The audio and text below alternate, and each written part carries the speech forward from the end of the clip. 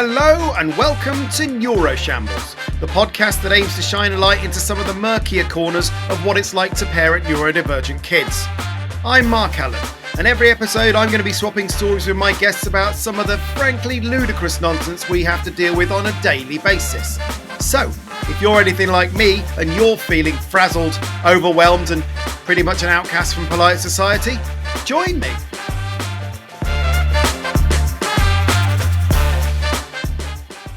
Hello and welcome to episode 54 of Neuroshambles. As always, it's an absolute treat to be able to welcome you back, Neuroshamblers. Now, before we start, I just wanted to give you a quick heads up that the release of the next episode is going to be slightly delayed.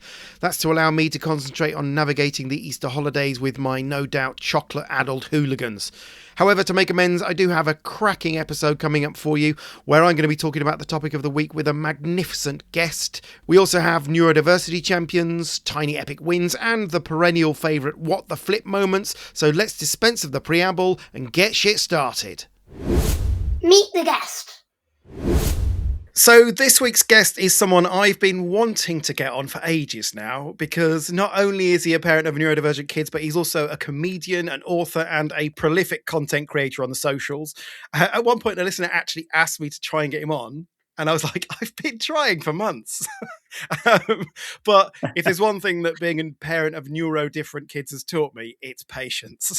So I persisted, possibly to the point of annoyance, and I finally wore him down. So I am delighted to be able to welcome him to Neuroshambles. It's George Lewis. How you doing, George? I'm good, but already feeling bad about the time it's taken to. I think the thing it was is because we'd spoken ages ago about it, hadn't we? And as you know as well as I do, there are certain points where you are so up for chatting about everything. And there are certain points where you just can't. And I think maybe the first time we spoke, it was like when we were mid-assessment or mid-argument or appeal for something. Oh, right, okay. And we just like, I know I kept saying, "Oh yeah, we'll do it," but just not yet.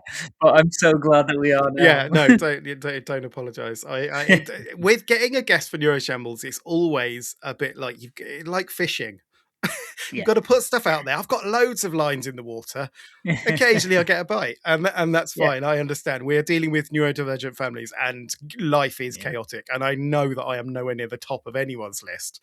So I'm just glad that you bit. Well, you're at the top of my list literally right now, here. So, so before we get into the meat of this particular episode, our listeners always like to know a little bit more about your setup and the neurodivergencies at play in your household. So what are you dealing with there, George? So we've got 3 kids. Mm-hmm. The eldest is diagnosed autistic ADHD. Okay. Classic combo. Yes. How old? He's a boy who is 7. Okay. And then we have a girl who is 6. Mm-hmm. She's diagnosed autistic. Okay. And we have another boy who is nearly 3. Okay. And he's on the pathway, basically. Okay, So on the radar at least. Yeah. He's on the radar. He's on our radar, definitely. We can see what's coming, but that's all good. And growing up, my brother was diagnosed autistic really, really young. Okay. And I suppose he's what you'd see as like the classic autistic boy. And there are other members of the family, I'm sure, that are undiagnosed, but I certainly had experience with it, but I've got a lot more experience now. Yeah, of course. I guess it's always useful for me to recap my setup as well. So I've got 3 neuro-exceptional humans. I've got Jay, who is 12, who is diagnosed autistic ADHD. He has a PDA profile. I've also got Otto, who is 10, and he is also diagnosed autistic ADHD. Completely the opposite profile. He is very anxious, and Jay is, Jay is explosive when he's dysregulated, whereas Otto is implosive. Right. Otto will cry and run out of the room and be overwhelmed by anxiety. Yeah. And then India was the one that was most recently diagnosed last year. She is diagnosed autistic ADHD as well, again with a PDA profile. So it's hard getting anyone to do anything in your house. Oh my god! Yeah. Apart from me, apparently. Yeah. If people aren't aware of PDA, because again, you might be new to the podcast and new to understanding about neurodiversity. pathological demand avoidance, that is, which I hate as a term. It's also known as pervasive desire for autonomy or persistent drive for autonomy or any of those different acronyms. But basically, it's an anxiety-based need to stay in control. So demands then are viewed by your child as a threat to their nervous system, and their fear response is triggered. And depending on what child you've got, that could mean kicking over the table and telling you're a twat. Yeah. Or it could be completely going non-verbal for the next 2 hours. Yeah. We've got one of each of those. So, Yeah. it's a challenge. I noticed that is with our daughter, that was something that we always noticed was the smallest. Well, I say small, that seems to diminish it, but what would seem to a lot of people the smallest demand placed on it just caused her to just shut down, just stop speaking, stop engaging, just completely. And before you learn about it and before you become familiar with it, the response seems so not what you expect to what it was. You're just asking it to do something like it feels such a big. Yeah, I just asked you put your shoes on. What the fuck? Yeah, exactly. Okay, thank you for introducing me to your setup. Let's crack on with the topic of the week. What's the topic of the week? This week's topic of the week is something that I think probably all of us struggled with at the start of our journey with parenting neurodivergent kids, because it's something that becomes very evident early on. And that is when you're comparing notes with other parents and when you see your little one around their peers in the playground, at some point you start to notice they don't really fit the neurotypical mold. There's a difference there. And with Jay in particular, it seemed that all of the parenting strategies I'd read in articles or heard on podcasts or occasionally been told from exasperated strangers, none of it seemed to actually work on him. He was sort of immune to it, I guess, because I think the vast majority of that sort of parenting advice is geared towards neurotypical kids.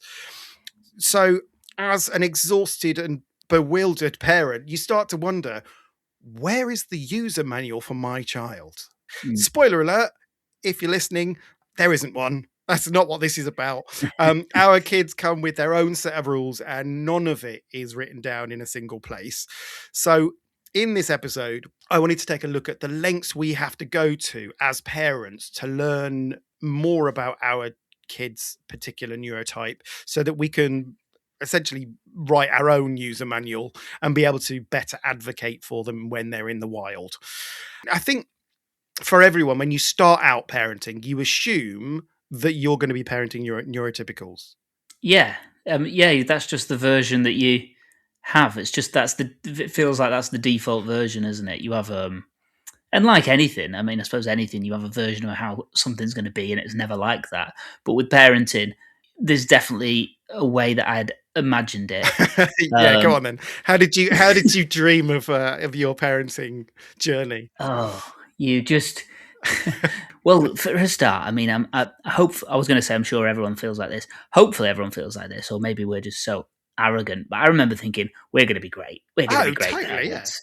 Yeah, I'd read quite a lot of books about how to be a parent, and I thought I'm pretty sure I know exactly the techniques I'm going to use. Yeah. I can see how everyone else has been getting it wrong all these years, and I'm gonna. Everyone knows how they're going to parent until they have to parent. Yeah. And you have a version of these imaginary kids that you don't have either, and they're very well behaved, aren't they? These kids. Oh, they're so well behaved, and they're just constantly telling me how they want to hear all my stories, and they, but no, it was a lot harder at first than we were expecting, and everything that seemed that we thought was meant to come easy just didn't. And I think I had an idea that I thought, I'll be a good dad. I'll definitely be a good dad. And I've got my wife who is amazing, who was like born to be a mum, and she was a teacher as well. So I thought that there couldn't be anyone better qualified to be doing this. But like you said, we got to a point where it felt like things weren't playing out in the way that we'd expected, and a lot of stuff that people would tell us, oh, they just pick it up, all of the milestones that they're meant to hit, and we noticed that our child wasn't. they were just, and we were thinking, they don't seem to be just picking it up though. Like everyone keeps telling us they're going to pick it up, and it's not like we're the type of parents who are just leaving them to it. We were doing everything. Like my wife was doing everything possible, and they still weren't picking it up. Yeah. So it's like, I don't know if they are going to pick it up. There is a point early on where you start to go, am I just getting it wrong? Am I just doing it wrong? Like, am I trying too hard? Because I think sometimes, like, especially when they're sort of in the toddler years and you're trying really hard, and it's more stressful as well because they are, you know, they're not fit for the world as toddlers anyway, but neurodivergent toddlers, it's a whole different level of like not understanding danger. And, you know, there's a lot of things that are particularly alarming about that phase of their childhood. And you sort of look at other parents and you go, they don't seem stressed. Like they don't seem to be panicked at every moment of the day, and like they don't seem to be trying as hard as me. Yes, you know, you think like, what am I doing wrong?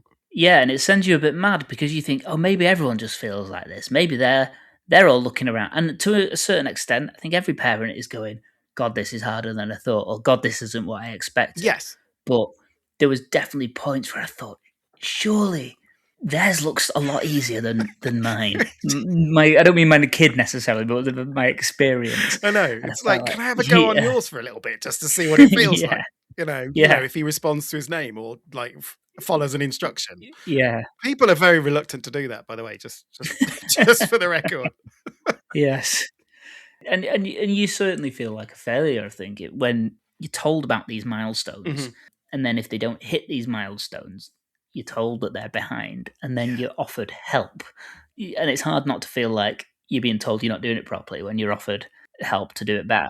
Yeah. What sort of help were you offered in the days? Well, the thing was, actually, this is a bit that I missed out with another diagnosis my son's got, but he got diagnosed with, at the time it was called verbal dyspraxia. It's now called apraxia of speech. Right, okay. But basically he couldn't talk at all. It's not a particularly common thing, but what it means is it kind of, language gets scrambled between your brain and your mouth. So you can't even you can attempt words, but it's nothing like the word. And that's what it was with him. But then that meant we put everything down to that. So we're like, well, of course, he's going to be delayed in everything else if he can't communicate. And of course, he's going to have social difficulties if he can't communicate, because you know, he'd open his mouth and it would be nowhere near. So there was a long time where he couldn't say anything. And some kids never speak if they've got it. But he had that really intensive speech therapy. And for a long time, it was that me and my wife could understand him, but no one else could. But we could kind of translate to the world for him. And anyway, eventually, if we fast forward through a lot of stuff, if you were to speak to him now, you would have no idea. His speech is so clear. Right, okay. And, so he did catch up, like everyone was saying, but they had no idea. They were just winging it. Yeah. Okay, but obviously in the early days, that's incredibly stressful because people are trying to give you advice about how to do it, not qualified or anything, obviously. And you're trying to do what you can and just being incredibly overwhelmed by it all, I guess. Yeah, and not knowing and feeling like there was no one to tell us what to do. And that's when I suppose all the research and stuff started, when we were like, well, we've got to try and figure it out ourselves. Certainly my wife, that was what she did, and got to the bottom of it and did what we needed to do to help him. But I think then we thought everything was just that. And then our daughter had a regression quite early on. And again, we had no idea what was going on with that. Okay. That was terrifying because we didn't even know that was anything to do with autism. So we had no idea what was going on. We'd just lost her. It just felt like we'd lost her overnight. She lost everything. What sort of age was that? Like 16 months or something. Okay. She started doing a few things like waving and saying the odd little bit. And then she just lost it. She was just vacant. Like, it was like she didn't even acknowledge we existed anymore. It was horrible. It was like, it was the worst thing. And then when eventually, I mean, that was, the whole process of that was one of the worst things we've been through, because you're just so worried when that happens. If no one's explaining to you what it might mean. And she had all different things, because they have to rule out everything then, and she's having brain scans and things to make sure that. But anyway, eventually when they said to her, oh, we might be looking at autism, that's when they said, have you looked at your son as well? And so she was the one that was diagnosed first? No, she wasn't. She was the one that it was first suggested. Right. by a pediatrician. It must have been 2 years old. Right. She didn't get a diagnosis until a few months ago, basically because it took so long, this pathway. And I think over that time, she learned to just mask it and fit in and Yeah. keep it all inside. So by the time it came to the diagnosis with a team that I don't think was the best to do it, they couldn't see it. So then we had to go to these private specialists in girls and they saw it straight away and immediately validated everything we thought. But it was such a long, horrible journey to get to It that is. I point. think Yeah, everyone's journey to diagnosis yeah, is knobbly and bumpy and yeah, fraught with hurdles. So they flagged it first of like, oh, could it be autism? And at that point, you didn't know that your son was potentially autistic. And obviously, as a parent, all of us have gone, what the fuck is autism? We don't know. Right? yeah. We don't know at the start. I don't think. Like, so your brother was autistic, right? Yeah, yeah, So he's autistic and was from a very young age, but I kept using that as a reason to shut down this possibility because I used to be going, well, he's not like my brother, so exactly. he's Yeah. not. Because autism is so multifaceted, because there are so many Yeah, different presentations of autism, you go yeah, look at, that's exactly what I was like with Jay at the start. I was like, well, he's not what I think an autistic person is, right? yeah, Because obviously I know all about it. I've seen Rayman and Forrest Gump, right? yeah, So he's yeah. not any of Well, those. exactly, and that's what it's strange now because then if I see someone else's autism denied with that reason, I'd think it's really upsetting and offensive. But I know it's what I was doing a few years ago, Yeah, of and course. it's what because it's what you know, isn't it? And certainly with my brother, he was like exactly what we were all told an autistic person looks like. So it was obvious with him. So I'd be like, well, our son and our daughter can't be because they do these things Yeah. or they do this thing. Whereas actually, obviously, I know now after years of living it and learning about it that, like you say, it can be so many things. Yeah, absolutely. I mean, when I did that initial research, because as I say, I thought I knew what it was, Hmm. and they describe it as a spectrum. And in my head, my idea of what a spectrum was like you got like a continuum, a sliding scale. You've Yeah, got a little bit autistic here to massively autistic here, and everyone's yeah, somewhere along that timeline, right? That was how I yes, perceived it. And so I look at Jay and I go, well, he's not massively autistic, so he's probably he's at the shallow end. And yeah, so maybe definitely, it's going yeah, to be easy, yeah, which is ridiculous now. And so when I started looking into it, I realized how nuanced autism is and how many different moving parts there are that then present in your child in various different ways. So I remember looking at there's a color wheel analogy where yeah, you look at it on a color wheel and it's cut into different segments. Have you seen that one? And there's 12 yeah. And you different have like a segments. spiky profile, don't you? Exactly, it's that. And so Yeah, and the sections are, and I'll read them out because it gives people an indication of just how many yeah, different facets there are, I think. And this isn't even all of them, but eye contact, meltdowns, social issues, sensory sensitivity, need for routine, executive function, speech and language difficulties, special interests, anxiety, stimming, emotional regulation, and motor skills. And everyone has a varying degree of those, but for most people, the degree is zero. Right? For yeah, neurotypicals, the degree is zero for pretty much all of those. Or they might have, low scores on some of them. But for autistic kids, for Jay, there were some things he really struggled with. He was absolutely fine with eye contact. He would yeah, stare me down if I'd wronged him. yeah, No problem there. But for social issues, like he's really high on that list, and emotional regulation as well was like a real problem for him. So you start to build it up, and I don't think that color wheel analogy, it's not quite right for me. And the one that I heard that really resonated with me was the mixing desk version of that. Have you heard of that? mm, So if you imagine all of yeah, those things on a faders on a mixing desk, and then they're all sort of pushed up or down to some degree. And obviously, if you push faders up on a mixing desk, it sort of distorts the output. And I think that's sort of Yeah, I think that's a much better way of, because you're right. The word spectrum definitely conjures up the image that you had, where, and we've all heard that thing of people going, "Oh, well, everyone's on the spectrum Oh, I hate sometimes." that. I mean, Yeah. that's not true. It's just Yeah. not. That's not. We've had people who are like professionals that have worked with the kids who've gone, "Oh, well, we're all a bit autistic," and I'm like, "No, Really? we're not. So- We're not.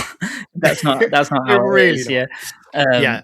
but yeah, I think there's loads of things that like we'd noticed in the kids that you don't know are necessarily aspects of it, but like we always found it strange with our son. He never felt pain really. He was Okay. like, and I think what we've later learned is like some things are turned way up, but some things are turned way down. And Exactly. Yeah. Yeah. he'd sometimes like do things like whack his head in a way that you'd think would make a grown man cry, and not Yeah. Yeah. really be that bothered about it. And we used to be like, Okay.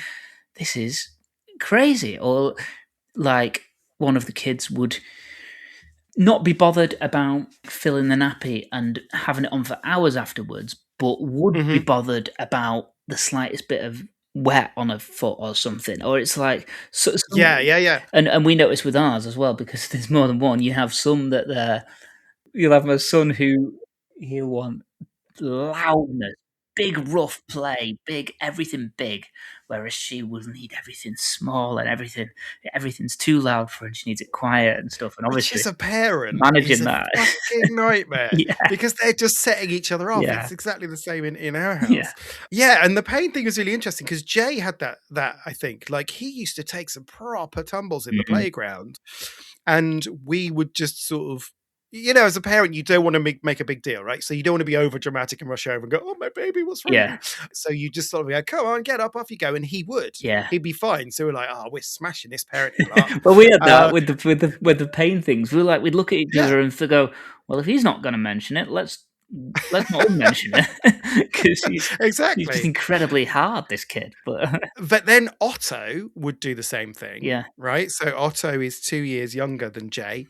And so he'd fall over and we'd be like, "Oh, just get up and run it mm, off." Same thing, right? But he would be in absolute meltdown. yeah, He would be beside himself with pain and he'd be in floods of tears.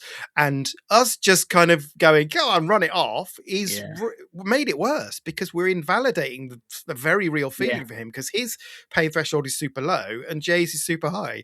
And we think we're sort of parenting the same type of child, and it becomes quite clear that you're not. yeah. Exactly. But that's not written down anywhere. No. There's nowhere that tells you that. You just have to work it out as you're going along and go. And it's so much of what we do is sort of observing. It's Yeah. trial and error, isn't it? It's observing. Oh shit, that went wrong. Yeah. Okay, we'll try a different approach for this time. Yeah, and that's the only way you can do it. And that's what was quite, I don't know, you end up learning that that's fine. That is the way that you have to learn, because I don't know, you can feel so guilty early on when you do get things wrong, especially if it results in a meltdown or upsetting your kid, or there's so much guilt when you don't do it right. Oh, dude, yeah, yeah, yeah, yeah. But I think that's it. Yeah, once you accept that that is the only way that you learn. I mean, now we've got our third kid. I think we're just a lot more relaxed and optimistic about the future for him and everything like that. But there's a lot less worry than there was with the first two. But I think we're a lot kinder to ourselves about it as well, and we just kind of go with it a bit more. Yeah, that's really important. And also just having in the early days, you realize Yeah, you know nothing. yeah, Right? And everything that people are telling you to do isn't yeah, working, and no one's really helping out. And before you find a community of other parents of neurodivergent kids, which is really important and something that I talked about in my last episode, but when you feel a bit isolated and you know nothing, it is yeah, incredibly worrying. And whereas now, yeah, like you say, I mean, I'm 3 kids in, and you're so I'm sort of like, well, I still know nothing, but I'm actually yeah, okay with that. I'm building up more information about yeah, who my kids are, and I'm okay with not having all the answers, as long as I'm sort of doing the research, right, and trying to think about it and trying to change yeah. my strategy. as strategies as a parent on a child-to-child Yeah, basis. I think that's it as well. Yeah, it's being okay with changing how you are, because that's what, when we got to the point where we kind of became quite sure that they were autistic, and we started then reading about how to parent autistic kids as opposed to neurotypical kids, and things to try, and then looking at Instagram pages about from other parents who are trying different things. And once we became open to doing those things and trying them, Yeah. obviously not everything works, but we found a lot more that did work. Yeah. And I think that there is definitely a case of being led by them Yeah. rather than, I think when you first start out as a parent, as you were saying, you have these ideas of how you're going to parent and also Yeah. who they're going to be, and how you're going to get them to be who Mm. you want them to be. And I think when you realize that you have neurodivergent kids, it's much more about, show me who you are, Yeah. show me how I can work with you to do shit, Yeah. basically. Show me how to parent you, Yeah. I guess, because they will definitely show you how not to Yeah. parent, like straight away.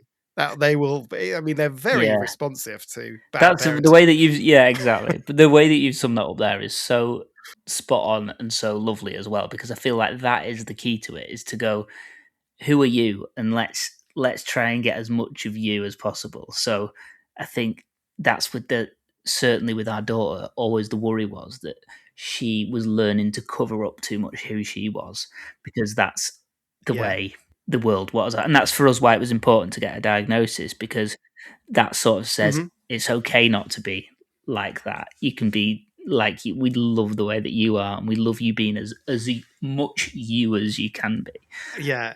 And have you found that she's sort of changed since the diagnosis, and since Yeah. almost being given free reign to be as authentic as possible, to not Yeah. have to mask?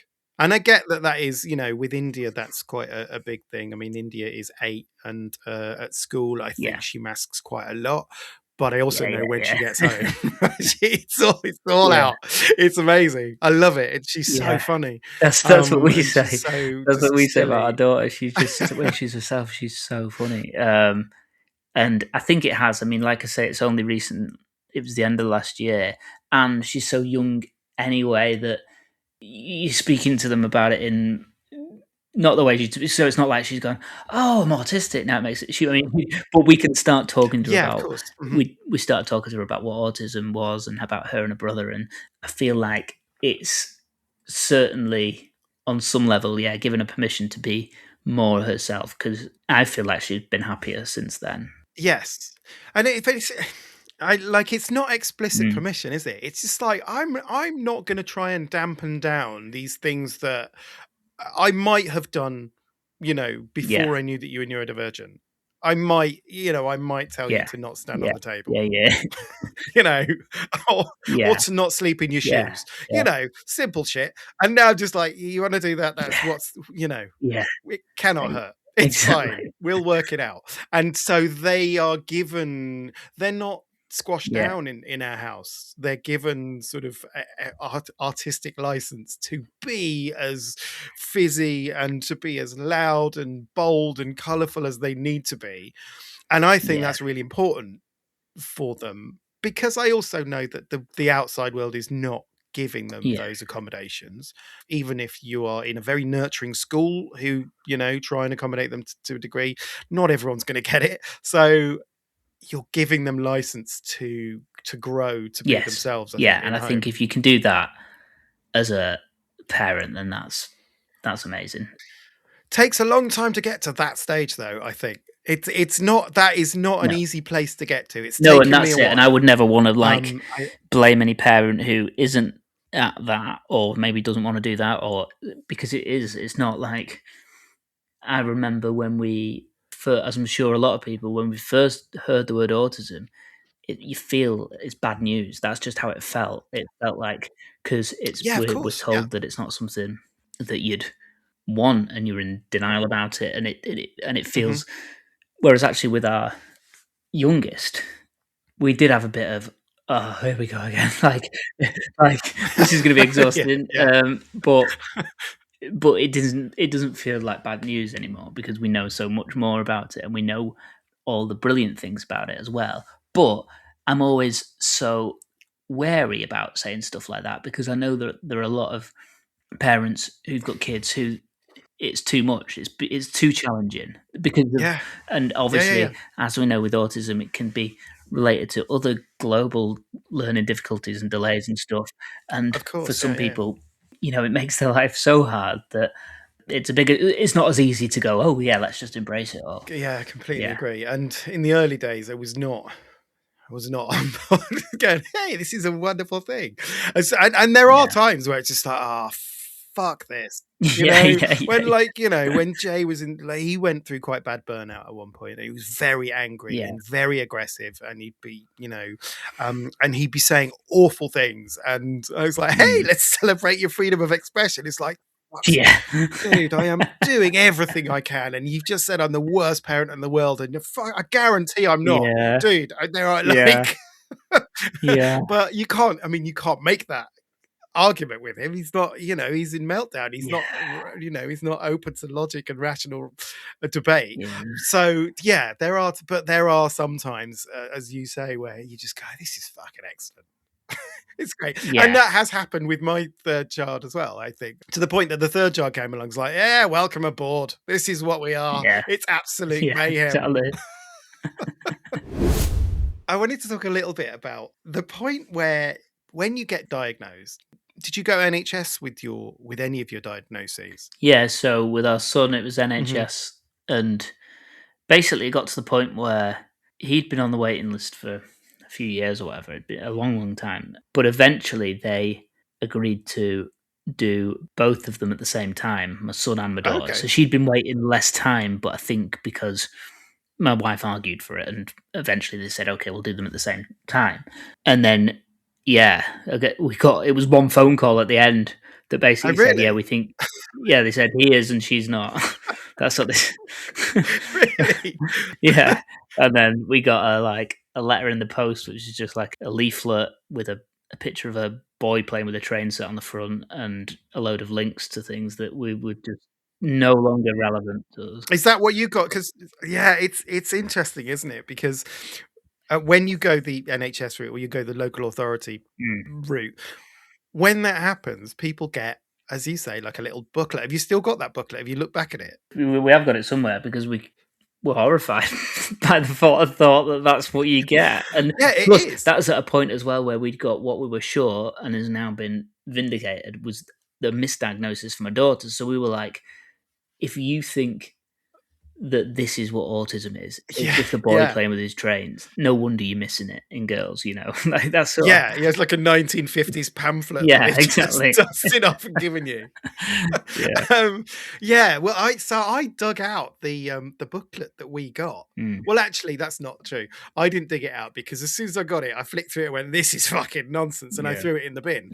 But then I was like, I wonder what that said. So I went on my local autism support group and said, has anyone got this booklet? And someone went, yeah, I've still got it. It's hilarious. So I went and picked it up and I've got it here. And some of the stuff in there is, I just thought, because part of you, when your child gets diagnosed, thinks, finally, we have opened this treasure trove of things that are going to help us. We opened up this treasure trove of services to help, and someone's going to unlock this dusty old briefcase and pull out this manual that we've been waiting for, right? Here is exactly how you're supposed to parent your neurodivergent child. And you're like, oh, finally, I've got the answers. And then you get this fucking leaflet, which is... I think insubstantial is probably the kindest way of putting it. So I was flicking through it and I thought I'd pick out some of the bits in it. Here it is, by the way. It's that there. It's called Information for Parents of a Child or Young Person Recently Diagnosed with an Autism Spectrum Condition. Okay. So, sexy title. There's actually quite a lot. It's like 34 pages long, and it's quite, it's quite well designed and well put together, but the content is questionable. So, because the thing is, when you get this, right, we've already done a lot of research. That's it, isn't it? At that point, you're years down the line. If you'd have just waited. Who's it for? That was my worry for a lot of kids, because I'm sure there will be parents who maybe don't want to hear it. So during that time, they might not be doing all that research, and they might just be thinking, "Well, we'll wait and see," and then I can't believe that. I think of them like a very small number of people are like, just wait for them to tell us and then I'll do the research. But for everyone that I've ever spoken to, they Yeah. are worried way in advance. They're trying to get answers for years before the actual diagnosis comes. Well, I get So yeah. maybe there is someone who gets their kid diagnosed and goes, well, I suppose I better brush up on what this autism thing is then. No, everyone's like, Yeah. I could have written this booklet. Yeah, no, you're absolutely right there. Um, but what is useful is it does tell you what the local services are, which you don't really know. I mean, you might be told on the local autism support Facebook group or whatever it is that you join, that you might get an idea, but it's good to see it all written down. That was useful. There's a section about research, further reading you can do if you want to find out more about it. Right. And it says there's so much information out there that it can be overwhelming. So here's a list, right? 10 books on the list. Yeah. That's the that's light reading that they give you. Yeah, exactly. 10 books to start you off. It's like, Jesus, like, see how you get on with them, and then but then we'll give you the deep reading. Because my life is already absolute chaos. Like I don't get time to finish a cup of tea. Yeah. So I'm not going to get through 10 books. And by the time it is like I could potentially feasibly read, I'm knackered. Yeah. I'm knackered. I'm not going to be picking up a book and looking, at some deep analysis of a specific facet of autism. Yeah.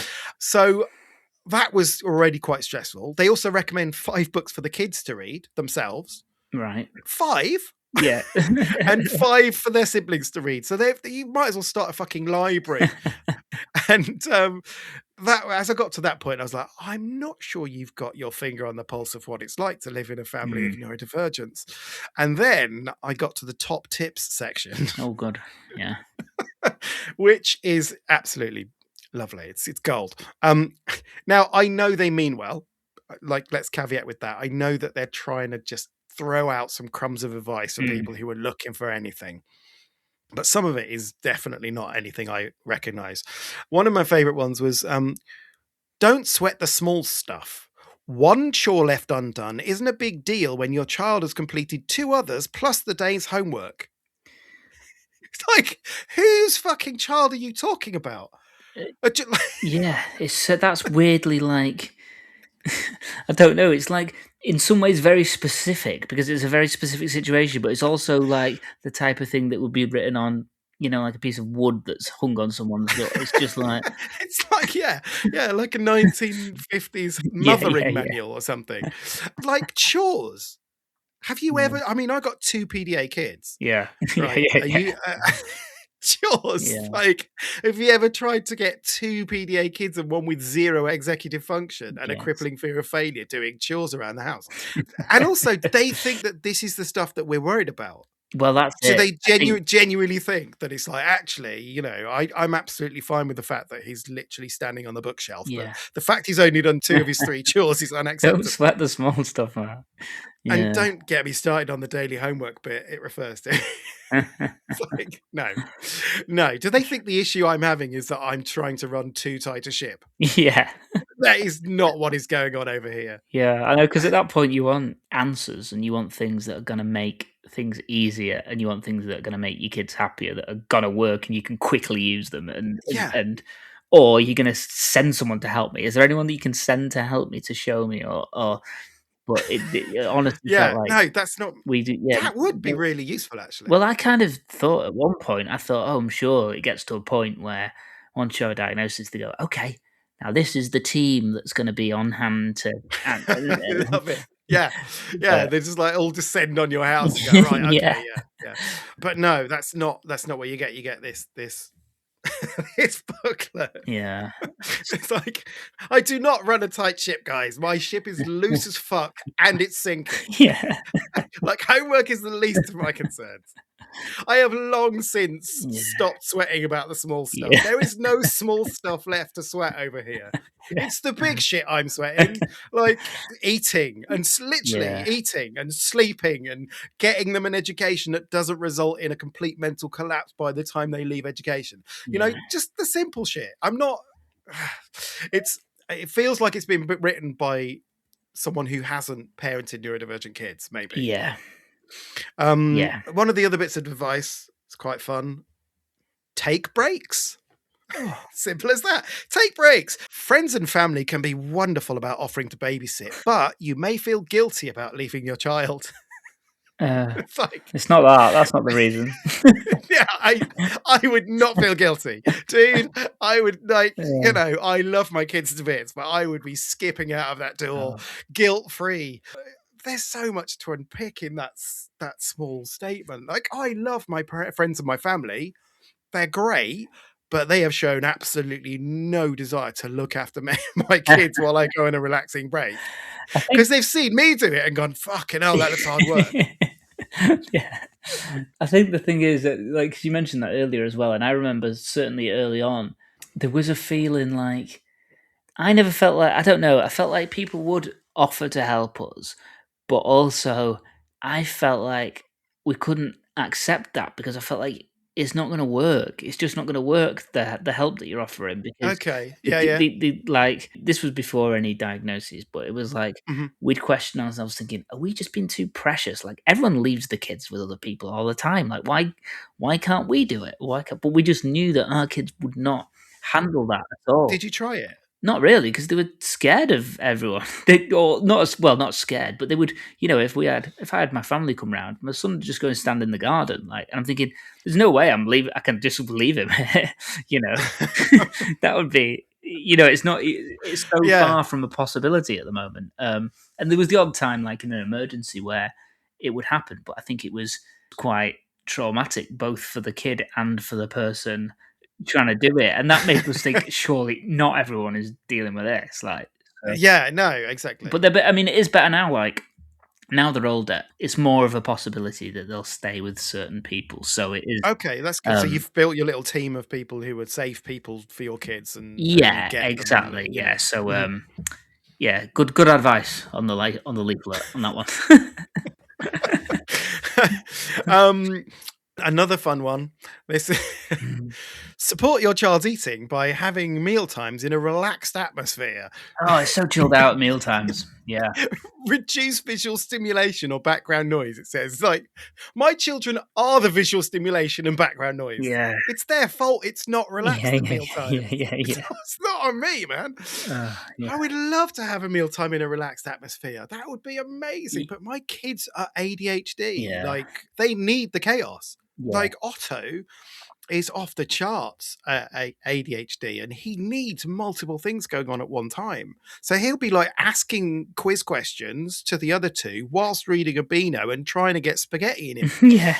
That's not a relaxed atmosphere. Those things are so hard to fight with, like, your natural reaction to them, because that's the same with our eldest. He's so hyperactive, and so whenever he's eating, he's like doing something else at the same time. Yeah. He's up on his feet and he's moving around, and you can't help yourself a lot of the time. Just be like, sit down while you're eating. But also, in theory, when you take a bit of distance, you're like, well, I want to be understanding that he finds it difficult to sit down, and certainly, like, when we're doing other things with him, when he's like practicing his spellings and stuff, we're like, be as active as you want, be playing football at the same time as you're doing it, and that's the way it's. And we found that works, even though maybe to other people that might look like traditionally not how a kid should be when they're doing the spellings.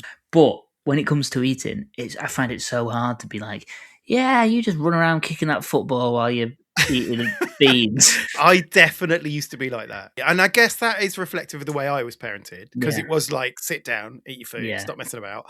Okay. But I realized how many battles I was having every day that I genuinely reflected on. Why am I doing this? Yeah. If they're eating, because that is all a mealtime is for, is eating. Do you know what I mean? Yeah. Like, I've long since given up on mealtimes being like a time for the family to engage and tell each other how their day went.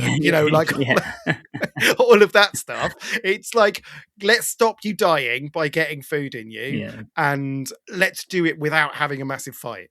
Yeah. And I found that not trying to enforce specific behavior at meal times was easier on me, and it was much happier. Now, what that has resulted in is not pretty. Like, if Yeah. someone was to walk The past the flaws in window your and house. look into our kitchen at a mealtime, Yeah. they would probably call social services because it's absolute mayhem. Yeah. But I don't care, Yeah. like, because they're happy and they're expressive and crucially they're eating. Yeah. But it's a really hard thing to get away from. I think it's such a difficult thing to let go of. Yeah. We have other things as well, which like are smaller things that we didn't know. This is what I'm talking about when someone gives you a bit of advice that you're like, oh, and we've had some amazing people, occupational therapists who have gone, have you tried this? And it's just unlocked something. So Yeah, both of I our love it when kids that have happens. different chairs I'm looking at them now, but different chairs that they sit on to eat. So my daughter has, I think they're called easy chairs, which is like supports you a lot more because she's like hypermobile as well. So we were told when she's trying to eat, there's already so much of her energy is just gone on just trying to sit properly in a chair and just trying to hold a knife and fork in the right way, Hmm.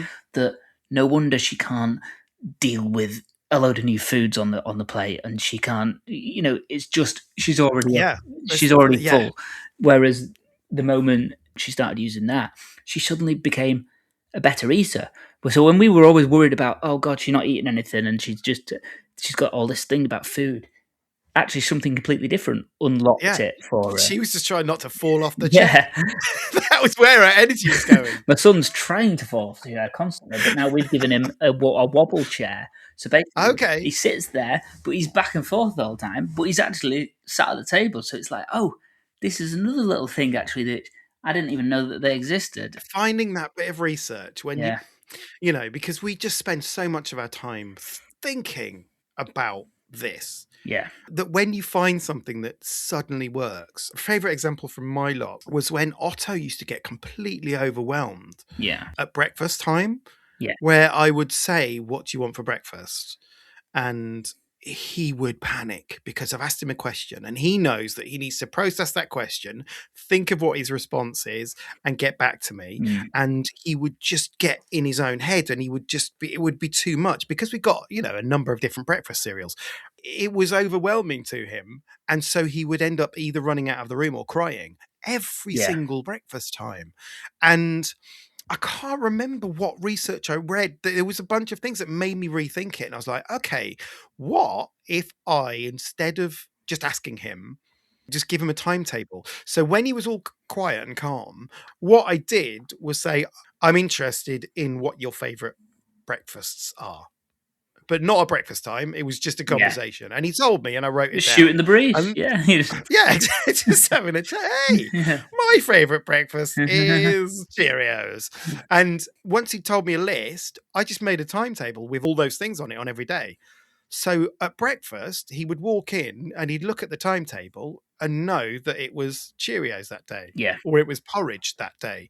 And I've already pre-vetted the options because he's already told me in a moment of calm that he likes those.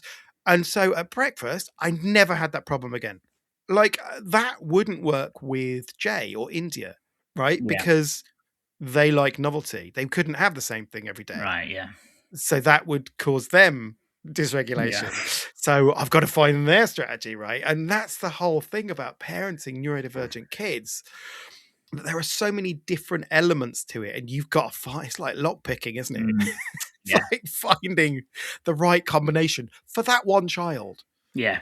Yeah, absolutely. You're right. You're completely right. I mean, that is so. And I bet those things as well. You don't even realize that you kind of forget that you do all that stuff until you talk to someone about it. You're like, oh yeah, I suppose that is quite a lot of effort and a lot of thought and trial and error has resulted in that thing. But yeah, that's it. You learn your kids, don't you? Yeah, and there is that. There isn't a case of going, all right, I know about autism now. It's like, no, I know about this specific blend of autism Yeah. in summer. Yeah.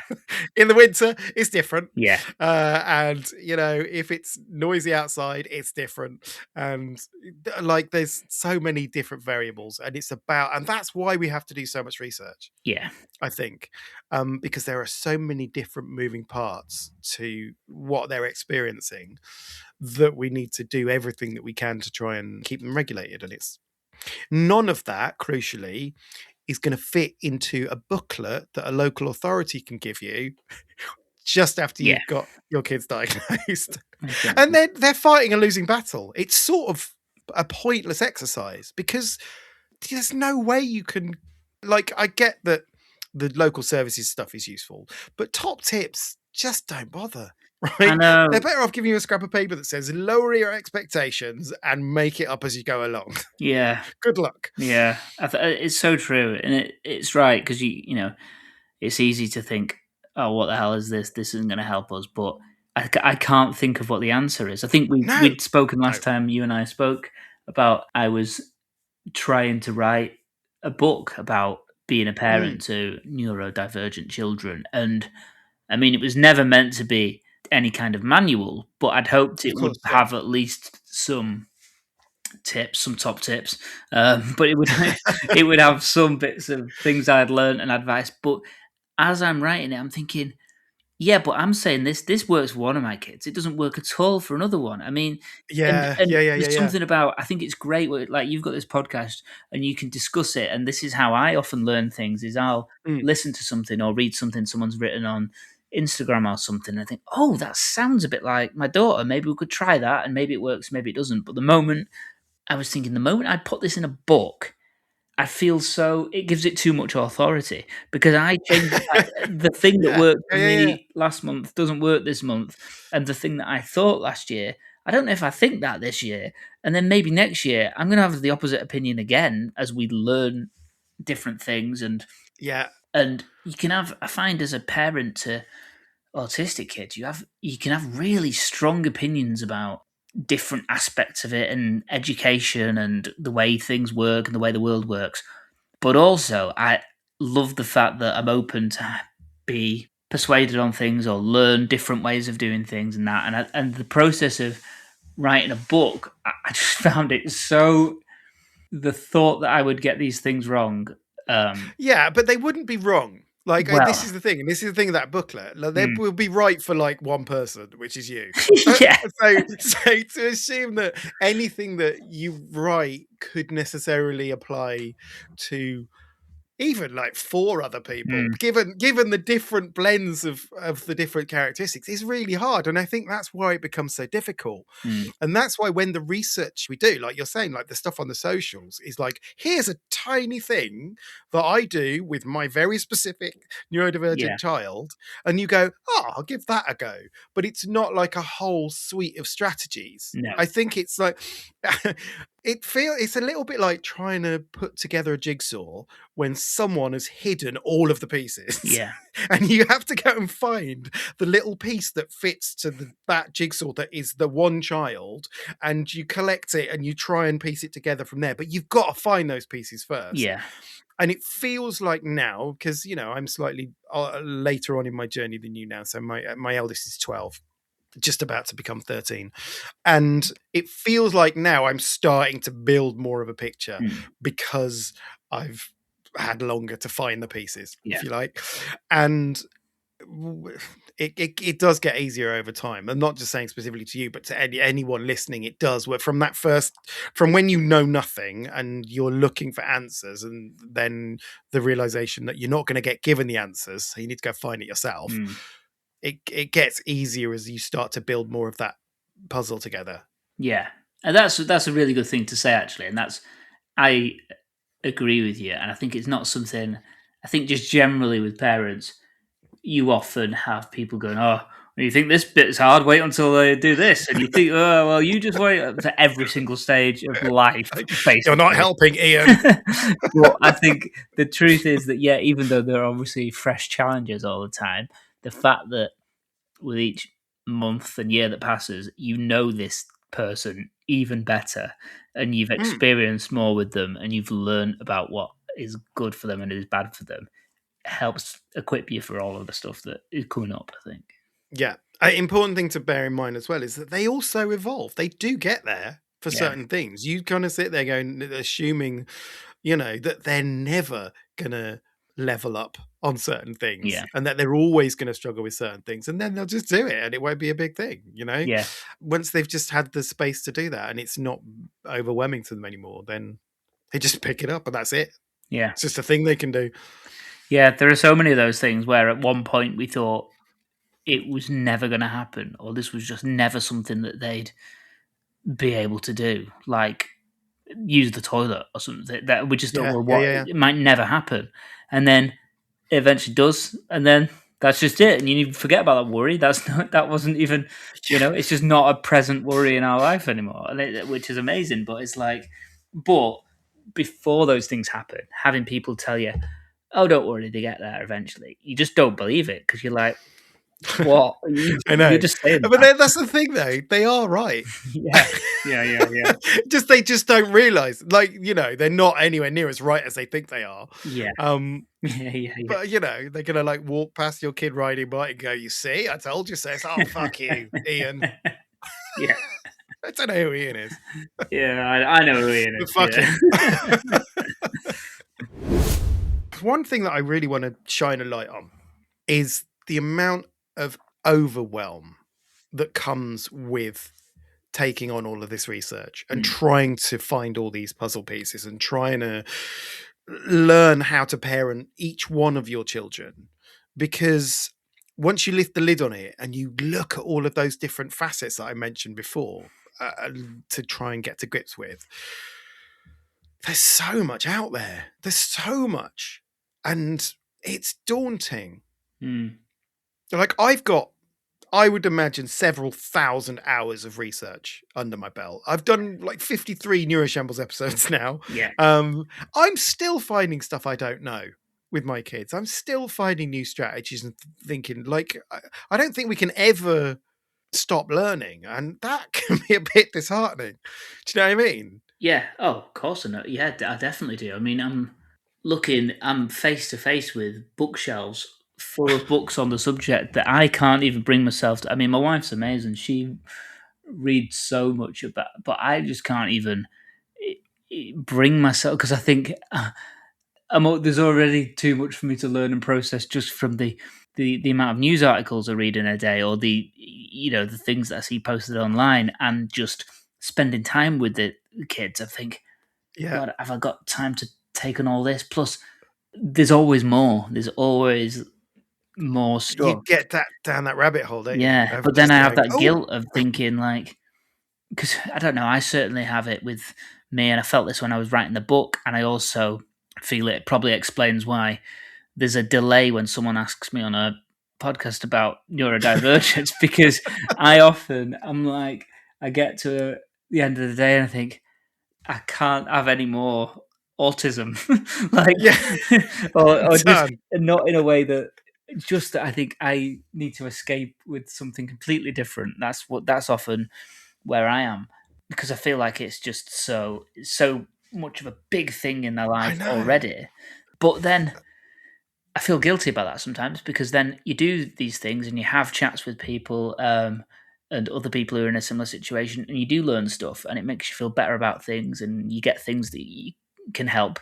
But knowing that there's loads of information out there that maybe I'm not accessing is overwhelming. Because of course. I think, God, I mean, that's the thing. Like, I do a podcast about it, and I spend so much of my time with this when I'm with my kids, during the day, like fully parenting, put it into practice, and then Neuroshambles is like takes up so much of my time, because I'm researching stuff and I'm trying to come up with ideas, and then I record it and then I edit it, and it's like constantly thinking about it.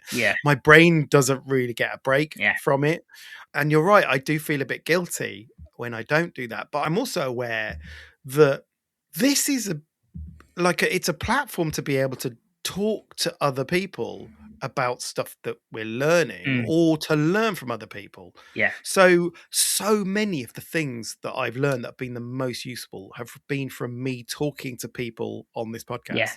I speak to some amazing people who completely kind of shift the way that I think about things, and it's wonderful when that happens. And there are certain episodes that you'll hear like a light bulb go off in my head, a little moment where it's like, oh, I should have put like a sound effect on where it's like ding. But there are moments that have completely influenced the way that I parent just because someone's put it to me differently. And that's wonderful. And that just comes from immersing yourself in it, I guess. But then there are some things that come along, and it's happened recently, where it's like, I don't have the capacity to take on anymore. Like the Send white paper being released by the government recently, I still haven't been able to engage with it. And I know I'm supposed to. Yeah. And I know I should have an opinion on it. And people have actually asked me my opinion of it. Yeah. It's too overwhelming for me to fucking deal with at the moment. Yeah. I know I've felt exactly the same with that. On that day, I'd got asked for comment on it, and Autistic, the charity that I'm a patron of, they were putting out a statement and they'd asked me to say something in the statement. And I'm thinking, I was just like, I have not got anything that I can say. Yeah. And the thought of reading it all, processing it all, feeling the impact of it, thinking about how that affects the future, and then having an opinion I want to put out to the public about what that is. I thought, I'm not even going to try on that one. Because it's just... Yeah, are they expecting you to have read the entire Send white paper as it was released and then form a cogent thought and be able to articulate that on like 4 hours sleep? Certainly the charity didn't. I think they would just want to involve me if I wanted to be involved. But I think certainly, like, you know what it's like on the day, any kind of news organisation, they want an affected parent to speak on it immediately and give an opinion. And I'm just like, I saw that there were people that did that, but I can't. It's just too big and too much of a hypothetical thing as well, because it's like, it's easy to give an opinion on an experience you've been through, but to talk about a change in a system, which hopefully will go one way, but might go another. I mean, it's so, I don't know. Yeah, exactly. I mean, like, so Heidi Maver is one of the guests that I've had on here who's wonderful. And I got an email, because I'm on Heidi's mailing list, and there was an email that was like, I'm going to summarize what the Send white paper means. It's like, wicked. That's great. Still haven't had a chance to read it. Yeah. I'm still just like, when I want to, when I have the capacity to engage in it, that's what I'm going to read. Because, I love Heidi and I think she's probably got a very interesting take on it. Yeah. But for now, I'm just going to have to keep that lid on. Yeah, I think that's it. I think it's a good skill to have to go, I'll put that into my head later on when I'm able to. Like, I think it's good to be able to compartmentalize these things. Otherwise, your whole life is just overwhelmed, isn't it? Yeah, exactly. Yeah.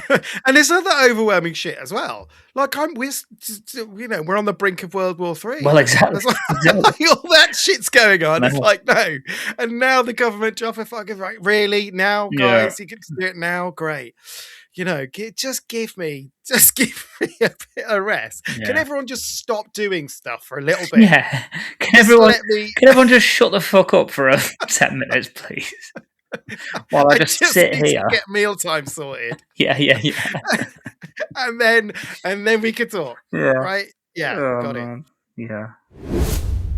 So, when you think that you start to have a handle on your kids, and you kind of do some research, you think, okay, I think I'm starting to get a grip on things, and then you learn about a thing that you hadn't heard about before. It can be like that extra overwhelming of like, it's another thing I have to become a fucking expert on. Yeah. PDA was like that with me. I didn't know about PDA. I had no idea what it was. And then I looked at it and it just opened up this whole world of like, oh, that's him. Yeah. That's what's going on. Oh, okay. But it's not enough just understanding what it is. You have to then learn all of the strategies. Yeah. Well, that is one that... So when my wife first mentioned PDA, she said, maybe our daughter is PDA. Because of the name of that one, I did think to myself, for fuck's sake. Yeah. Because that one's very badly named. It does not sound fun, that one. It feels like that's one that's, that's going to cause a lot of problems in the future. In. But actually, like you say, when you research these things, you learn how to handle them a bit better. Yes, yeah, but it also becomes second nature. Like the way that I talk to my kids now is very, low demand language. It just becomes second nature instead to say, come down for dinner, which is a demand, to saying dinner's on the table, which is a statement. Yeah. And that is a Yeah. very different thing for a PDA kid. Yeah. And once you click and go, oh, it's just that. I mean, it's not just that. I mean, there's so much more to it than that. Yeah. But it just becomes the way that you parent. It just becomes part of that Yeah. array of strategies that you use over time. Yeah. I think one of the hardest things in the course of our research is when you think you've got a really good understanding of something and it's compelling and it's well presented and it makes perfect sense to you and you get it, right? And it answers so many of the questions that you have and you've used this strategy and it works. Then you come across a completely opposite viewpoint. Well, someone like goes, no, you shouldn't do that because of this. Instead, you should do this. And the people arguing it the other way around are equally as passionate and equally as compelling in their presenting their evidence. Yeah. It's really hard to hold those two things together. Do you know what I mean? You start second guessing what you first thought and go, was I wrong? Oh, yeah, completely. I definitely have this with the kids a lot. These things will happen, but I think a more extreme example of this is I remember when my brother was young, it felt like the best way to support him was to try and get him to fit in more. That felt like at the time it was like he's so different, but let's do everything to make him fit in with because that felt like it certainly felt like the right thing to do. It felt like whereas now that's the opposite of what it is. The opposite, isn't it? So completely the opposite. But even until me being still an adult, but probably before we'd had our kids, but me being an adult, I thought, wow, that was so well handled, and that's exactly what you should have done, and that's how to parent a child who is like that. And it's only in the last few years I've had my own kids, I think, God, that is so opposite to what I think now. Yeah. But I think that's the thing. I think it's part of this whole thing is allowing yourself to completely flip and think the opposite thing, because we're all learning about it together, and things that felt like the right thing a few years ago maybe weren't, but maybe the things we're doing now aren't either. And I think it's okay that in the future we can have our minds changed, because like you've already said, you're picking locks and you're just trying things, and it's fine to do that. Yeah, I think it's always useful when you hear a different view to examine who's actually coming up with that viewpoint. Well, yeah, because it's very different. I think how you handle that is very different. So if if you get conflicting view from someone who has no experience of neurodivergency, that's very easy to go, you know what, you don't know anything. Yeah, you don't have to say that. You just go, yeah, thanks. Yeah. And that's the helpful advice that people try and give you about not mollycoddling your kid or give them a clip around the, or you need to be firmer with him. That bullshit. Yeah. Very easy to just go, no, I definitely know more than you. Yeah. So I'm going to stick with what I'm doing. Thanks. And you can go bully your own child. Yeah. Exactly. Whereas sometimes you get conflicting views from perceived experts, and this is where it's a bit trickier, right? Because there are some people who have theories and they claim to have the science to back it up.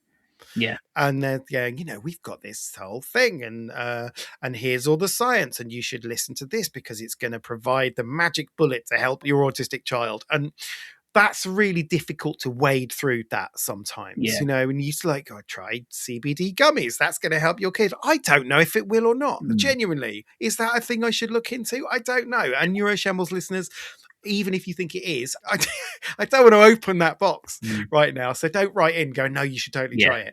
Like, if you want to recommend them for me, I'm all for it. Great. Yeah. But not for the kids at the moment. Yeah. I get a lot of emails from people wanting to be guests on Neuroshambles, and typically it's people that are pitching a book or a course, or they're offering to talk about something that is completely outside of my realm of understanding. And for my first question is, why are you doing this? Typically it's because they want to publicize something or advertise something, and I absolutely don't want Neuroshambles to be like that. It's not. I don't want it to be like a marketplace. I want it to be a discussion, an engagement, a chat. Yeah. And I got one email from someone who is very insistent on coming on, and he's emailed me multiple times, and he wants to appear as a guest to tell me how neurodivergent behavior is linked to gut health, heavy metal toxicity, mold, and hidden infections. I mean, where do you start with that kind of thing of like, is that a thing? Oh, yeah. I Is it agree. I have messages like this a lot by people going with such conviction saying, Yeah. this is a thing. And I think to myself, I mean, what I want is to someone who I trust to go, oh, don't listen to that, it's a load of bollocks. Or to go, no, this is really interesting, actually. There's something in this. Yeah.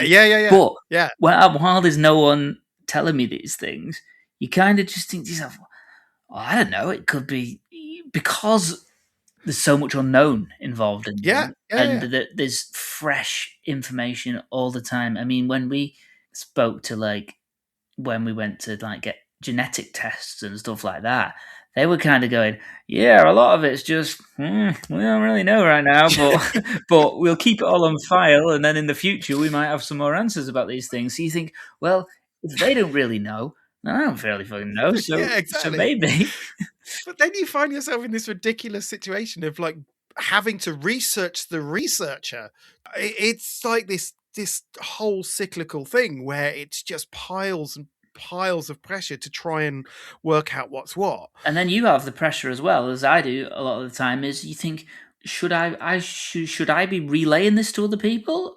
And what if someone asks me about this and I'm trying to explain it and I get the explanation wrong, and then I think, wait, do I think that or do I not think that? I can't think what I think anymore. Yeah, exactly. I sometimes get emails from people who want to talk about ABA, right? Applied Behavioral Analysis, which is, I don't know if you've heard of it, and I haven't looked too far into it, but all I know is that it's essentially teaching kids to not be autistic, training the kids to stop being so autistic. I know I'm paraphrasing. If there are any ABA practitioners listening, I know I'm paraphrasing, but that's kind of how it feels to me based on my little knowledge of it, is that it feels like putting kids on neurodivergent boot camp to stop them being so overtly autistic. And it's very fundamentally opposed to the way that I see things, which is let them be them. Yeah. It's not them that needs to change. It's society's perception of them that needs to change.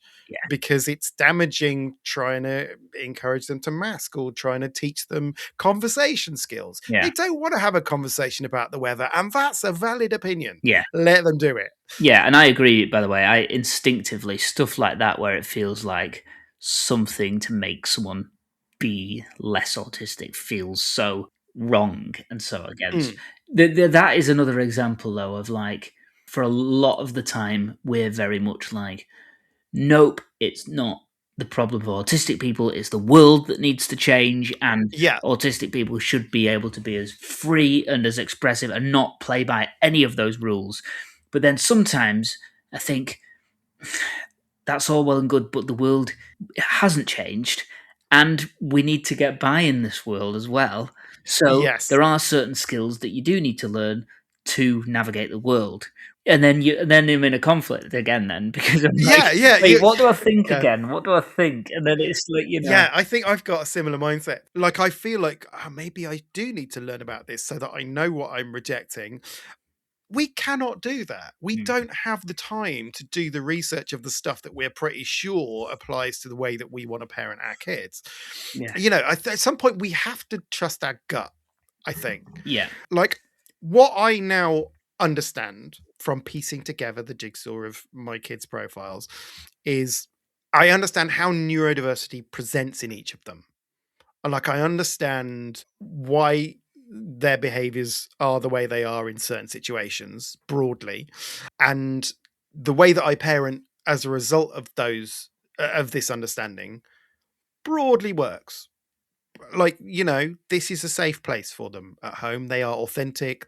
I'm really delighted with the fact they laugh so much, and they're just this is a safe space for them, and that for me is enough at the moment. I don't feel like I need to look into other conflicting theories of how to parent my kids, because this is, believe it or not, guys, this is working Yeah. to the best degree that it can. I think at this point, I'll take this. So I think it's okay to not go down every rabbit hole. I think is the upshot of that. If it smells funny down there, Yeah. don't go down it. And I think as well, like, I mean, I was kind of joking before about having someone by your side to tell you, but I do feel like these days you end up with people that you follow online, and it might be other parents or it Yes. might be experts who you think, I'm pretty sure we're on the same page about stuff. Yeah. And Yeah. I'm Yeah. so lucky that I have my wife who is more on it with all of these things to me. So I'll sometimes be a bit like, what do we think of this? What's our view on this one? And What is Team Lewis's yeah, view on exactly. this? And it'll be explained why, especially stuff like that where it's like, oh, a lot of people are suggesting this, but now there's a lot of thinking that maybe this is Yeah. damaging or something. Okay. You know what I Yeah. mean? So I think it's fine to try and find guides where you can, because you can't, like you said, you can't do everything in your own head, I don't think. No, absolutely. And I think for me, the most important conflicting views to listen to are people with lived experience, but crucially, people who are autistic. Yeah. So some of my favorite Neuroshambles episodes are when my guest is autistic and completely challenges my view of a thing, Yeah. something that I perceived. And they have to come from a neuroaffirming approach, which surprisingly autistic people do. Yeah. Yeah.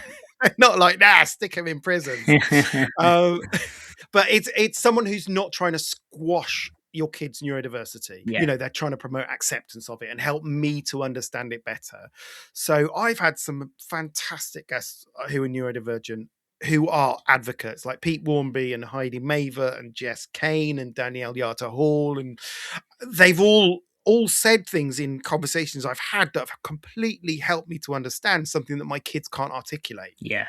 And I'm like, oh, that's why Jay does that. I'd never thought of that before. Yeah. I get a lot of those in those particular episodes. And there was an episode I recorded with Kieran Rose recently towards the end of last year, which genuinely hurt my brain. I couldn't bring myself to edit it for a month. Yeah.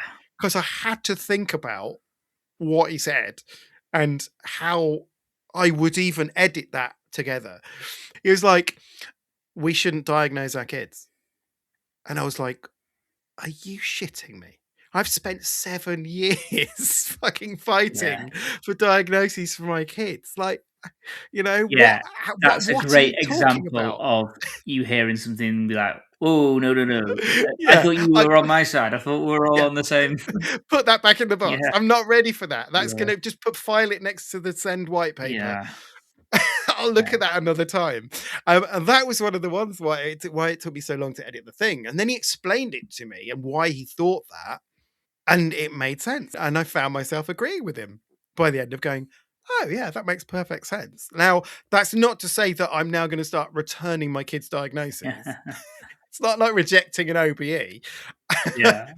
But it made me think about it differently. But to kind of summarize, if I can summarize, he's just like, they don't fit into one diagnosis.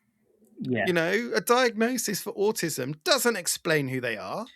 A diagnosis for ADHD and autism doesn't explain who they are. I've talked to you about Otto and Jay having completely different profiles, and India having completely different profiles, but they have exactly the same diagnosis. So it's like, what good has diagnosis done for you? Because it doesn't explain who they are. And I was like, okay, but it explains to other people who don't know them who they are. And then he was like, but that's where you need to stop talking about their diagnosis and start talking about their needs. Which is this great. is Jay, and he needs this, and this. Yeah. This is Otto, and he needs this. Now that is more accurate, but have we got a world that can process those individual things? I think that's what we noticed since getting a diagnosis with the kids. You can just say they've got a new teacher or something.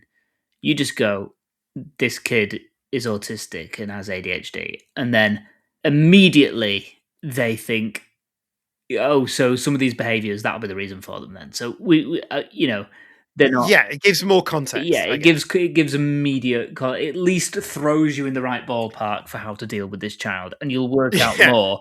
But at least it puts you in the right yeah, area. yeah. So where we got to in that conversation I had with Kim was exactly that. Is like, for now, it's the best we've got, Yeah, but it's not where it should be, because actually we need to be in a place societally where, you just go, these are what I need, and that's enough. yeah, But as I say, that is like a whole mindset shift that I wasn't yeah, prepared for when I had that conversation. And it's like, oh, now I need to reevaluate everything yeah, in my world. And it is, but it's important to keep thinking and keep assessing, particularly from people who have that lived experience yeah, and who can articulate themselves. But there's always going to be a feeling. And I think we need to sit with that and live with that we will never know enough, yeah, ever. yeah. Never happen. So all we can do is keep picking up bits and doing what we do and applying it where we can and rejecting it when it's nonsense. It's not all rubbish. Okay, we're going to look at the positives now, because there are lots of positives of doing the research. As we've kind of said, there is an increasing amount of information available now. People are more aware of neurodiversity than even when I first started. There seems to be more and more written about it, and more people saying amazing stuff on the socials, writing books, people doing talks and podcasts. That we're in a much better place now than we have been 5 years ago, and I would imagine that that's going to keep progressing. That conversation will keep happening, which is great. Yeah, absolutely. I think another positive really is that through all of your research, as a parent, we gain confidence in understanding our kids' needs, because you do start to piece it all together a little bit and feel like you're more able to advocate for them. Yeah, and through those battles that you were talking about, right, the ones that we fought, we're a bit more battle hardened, I guess. So I think people stop fucking with you a bit more. Yeah. I don't know if I give off that air sometimes. Well, yeah, you've just got more confidence with it, and I think it's the point, because there are so many points that you go through where certainly I've had basically years of thinking, I feel like I'm right, but I feel like that person thinks I'm wrong, and I think my daughter is this, but I'm not sure. I want to trust my instincts, but then they seem to think that maybe she's not, and then eventually, when you get proved your instincts are right time and time again, Yes. and each time they've been right, you think, no, my instincts are right, and next time you're a bit more confident in your instincts, because I don't know, you learn to trust yourself that you know your child. Yeah, You know, absolutely. Even when experts, people who should know better, are saying no, you're like, yeah, no, I don't believe this. And then, as you say, you get proven right. And yeah, it's like, I know more than experts. And yeah. that's an interesting feeling. Yeah, no, that's yeah, at points that's it's disheartening and emboldening at the same time, isn't it? Yeah. What also happens over time is that you build better relationships with the professionals. Senkos, for example, we now have a wonderful relationship Yeah, with the Senko at my same. kids' primary school, Yeah, because they trust us yeah, and they know that we're coming from the right place. And I think they know we've done the research. So that's worked really, really well. yeah, same. Yeah. And yeah, it's really beneficial. Neurodiversity Champions. Okay, Neurodiversity Champions now. These are the people or organizations who are doing some wonderful things in the world of neurodiversity. Have you got any Neurodiversity Champions for us for this one, George? The charity that I work with, Autistica, I'm running the marathon from this year, so I met up with like Team Autistica last week, which is all of the Nice. people who are running for them. And basically what they are, I mean, obviously there's a lot of autism charities out there, but they are all about research, and they're all about just discovering new things about autism, which, like we are saying before, is there's so much to be discovered, and Yeah. it's such a valuable thing. And also at a time when there's so much misinformation out there, and a lot of people want to, I mean, we've not even touched on this, but drag autism into some kind of culture war, and it's become something else, and people have different agendas for spreading misinformation about autism. I think it's just so good to have people who are doing proper research for good reasons. So I think they would be Champions. Absolutely. I'll put a link to those in the show notes. Oh yeah, brilliant. And another couple of people who are just personally have I would recommend are friends of mine who are Fern Brady and Pierre Novelli, who have both written such good books on first-hand experience of living as autistic. I've mentioned Pierre Novelli's book on here because I listened to the audiobook and it was brilliant. Like, you're talking about listening to a neurodivergent experience of being neurodivergent and helping you shift that view. Yeah. That book was brilliant, Pierre Novelli, which is called Why Can't I Just Enjoy Things? Correct, yeah. But Fern Brady's I have not read, so tell me about that one. Yes, it's called Strong Female Character, and it's kind of an autobiography, really, but it's just amazing at giving you a first-hand experience of life for an autistic girl, but probably their stories that haven't been told as much over the years. So a lot of it feels so fresh to read, and it's I think over the past few years, I've been especially interested in trying to read about female experience of autism because it can be so different and it can present in such different ways. So again, and she's just so hilarious and so knows her own mind so well. And I think it's just it's great to see that kind of confidence in who someone is when they are probably quite different to a lot of other people.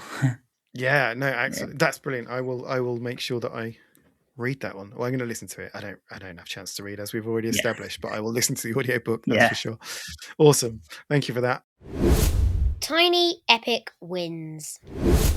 Okay, tiny epic wins now. I always love looking at tiny epic wins. These are the things that in a neurotypical family would not be considered a big deal, but in a neurodivergent family, they are epic wins worth shouting from the rooftops.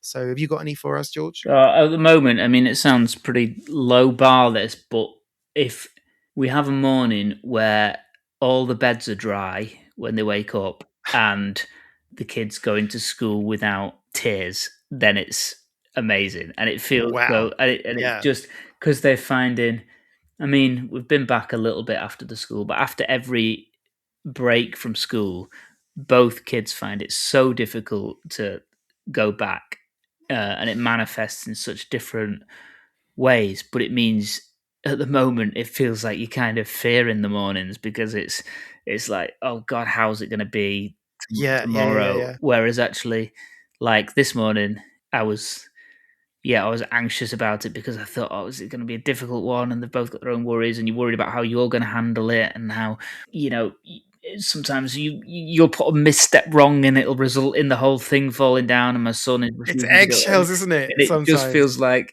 this morning, it was. I mean, all the beds weren't dry, but that's fine. We're so much more relaxed about that now. You drank a lot last night, George. It's not your fault. We just, but yeah, with that, we're just like, okay, cool, bedding in the wash. We'll just sort of expect that. That's fine. And then the kids actually went in pretty well, and then you feel like you're walking on air after that. You skip home, don't you? Yeah, it's amazing when that happens. And also it's spring today, and that makes a difference. Like, it's a kind of nice day. But yes, it's that moment when you first get up, you're trying to work out what you're going to be greeted with. Yeah. And then if they're okay, if they seem to be, on board with it, you're just like, don't mention it, don't say a word, don't put a foot wrong. Let's just ride this train. And if that doesn't feel like as well, I realise that feels more like not necessarily a win, it's just not a loss. But I feel like if that then has a knock-on effect, and it means that, like, after school today, you see things.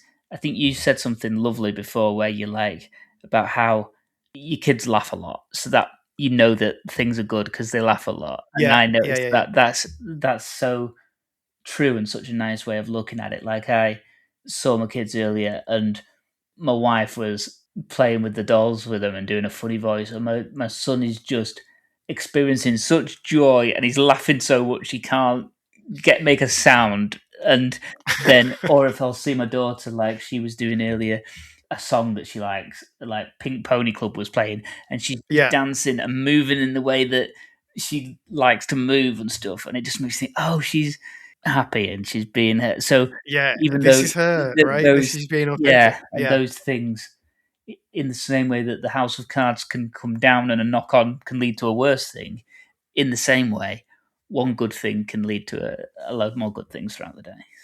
Yeah, that's great. Thank you. That's a huge win. Yeah. dry bed and dry eyes in the Yes, morning. exactly. Win. What the flip? Okay, the what the flip moments now. I don't know if you've heard of what the flip moments before, George, but these are the moments that your kids will do or say something that completely flummox you as a parent of a neurodivergent child that there is no answer for. You just have to walk on.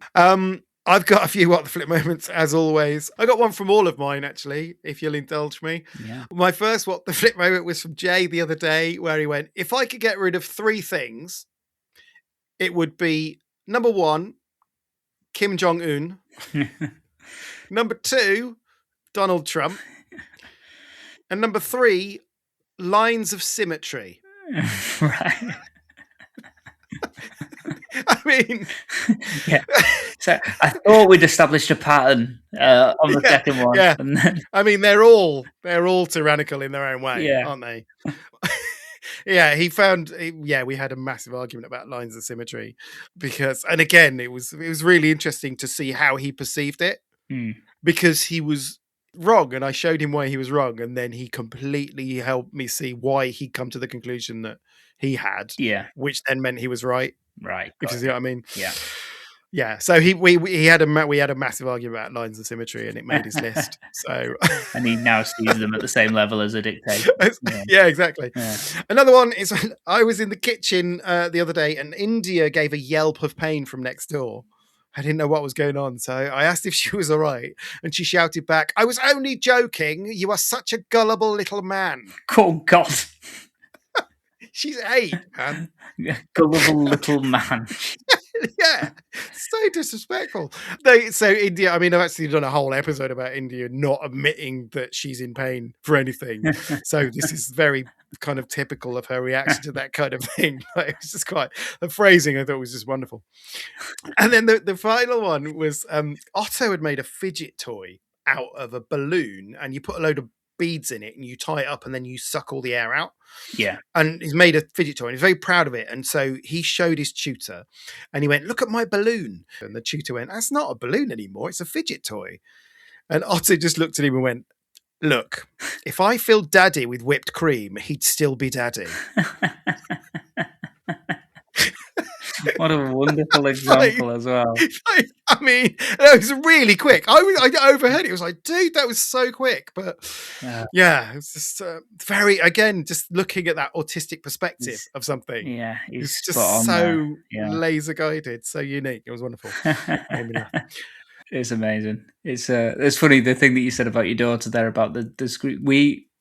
We have that, and that's something that you don't realize you've adjusted to until you kind of look at it objectively. But the way our kids call, you never know if it's like an emergency or something so inconsequential. There's something our son does, whereas he plays on his Nintendo Switch, and he has to tell us every time which 2 clubs are playing and who he's playing for. And it's every single time. And at first, when he first started doing it, we were like, okay, we don't need to know. Now we just accept it. But it's so if we're not in the room, he'll go, "Mommy, Daddy. And we'll be like, what is it? And he goes, "I'm playing Coventry City against Stockport County, and I'm playing for Stockport County." And we're like, okay, cool. I thought it was a bear. Yeah. But thanks. Yeah. Good to know, son. But like, that's something that we don't go, "It's not an emergency. Why are you saying it?" We just go, "Okay, yeah, that's okay." good. I mean, it is him. Yeah, he's got to get it out. It's a burning desire. Yeah, I love it. Okay, so that is it for this particular episode of Neuro Shambles. Firstly, George, thank you so much for coming on and being a guest. Thank you. It was worth the wait, wasn't it? It was, yeah. For me, anyway. I hope it was for you. Because, thank you for being patient with me. And No, lovely to chat to you. So nice to chat to you. Good.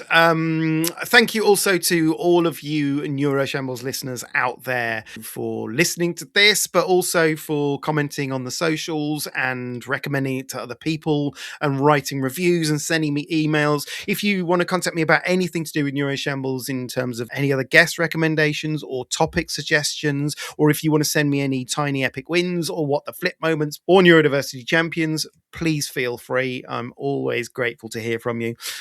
You can also check out the socials on Facebook, Instagram, or TikTok. But I think that's it for now. All that remains for me to say is have a nice life.